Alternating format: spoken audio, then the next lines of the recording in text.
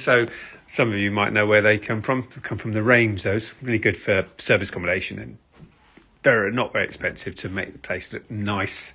Okay. All right. So I'm in one of my ex buy-to-lets. It's a buy, refurbish, rent, refinance, all money out deal when I refinanced it into a buy-to-let. So effectively, I call those houses for nothing, right? Because you go all your money out post refinance. And then any cash flow from then on is just infinite return on investment. And I've done a lot of those types of deals.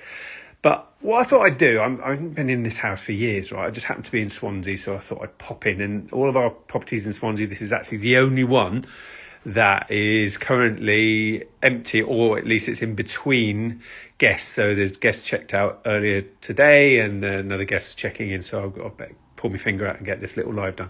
All right, so I thought I'd just highlight some of the stuff worth noting from when it was a buy-to-let to now being serviced accommodation. And let me try and spin the camera around.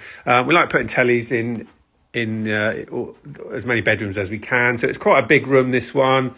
And there's nothing wrong with service accommodation in having an extra bed in the room. So spin the camera back round. Like I say, especially with, contractors sometimes don't mind sharing, but you could have families with young kids. And so, yes, you have travel costs, but a single bed in a large double bedroom is fine. So having a little look in this one, just another double bedroom in here, got the telly. Right, and actually, when we did the refurb, the initial refurb, from this point onwards, see this door frame, was all one big bathroom. But what we actually did is we just did a stud partition wall just to create a separate bedroom.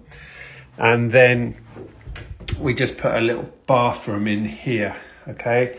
It's not the biggest bathroom in the world, but what we've done is added a bedroom to the property. So we've turned it from a 2-bed into a 3-bed, and that's adding significant value for the cost of some stud partition wall and a little bit of wiring. Now this is Wales, and that added a lot of value. Imagine just doing that in Southeast and in London, a bit of stud partition and some wiring to add a bedroom. You're adding tens of thousands of pounds of value to the property. So that's sort of one of the reasons that we've added value to this one. Now, this room that I'm in here downstairs, so this is sort of from the front door, and we're into the lounge here, and we just came down those steps. We're in the lounge. Now, when I first bought this, we did an RSJ across to open up the room. So it became a large open plan room, and you will have noticed that it's not open plan anymore, because when I turned this into serviced accommodation, what I then did is put a stud partition wall in there to create an extra bedroom. Okay, so it's an extra bedroom. Now, it's not the is it? It's just a separate room with a window looking out over the courtyard that is going to be much more desirable for guests. Right, so I was going to show you the downstairs loo that we put in under the stairs. That's added value, and we refurbished the kitchen as well. So kitchen, bathroom, refurb, adding an extra bedroom. I'm actually going to go outside and show you out there adding value to the property as well. I haven't even counted up how many people. So what's that? 1, 2, 3, 4, 5, 6, 7 people can stay here. All right, so we're outside. And the fact is, actually doing the downstairs loo is adding an extra toilet, isn't it? And so doing a toilet under the stairs What you don't want to do is go sort of more than 5 with only 1 bathroom, right? But if you've got a downstairs loo, you've added value to the property and you haven't got a long queue of people trying to wait for to use the loo. Right, so we're outside now, and then outside what we've done is create a parking space. And what you need to do is get a drop curb, so you have to apply to highways to get a drop curb. And what we used to have is that, right? That's what we used to have, and now we've got that, and so cars can park outside. And what we could see is that other properties on the street had done it, so there's a precedent there, and it means that there's enough width in order to fit a car. The parking space is big enough to fit a car, and therefore, because other people have done it, there's no reason why you shouldn't get it as well.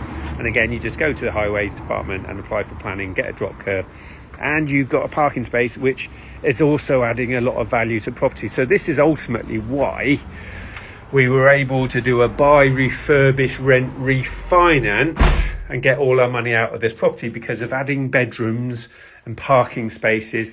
You're adding value. So yes, you get the property below market value because you've made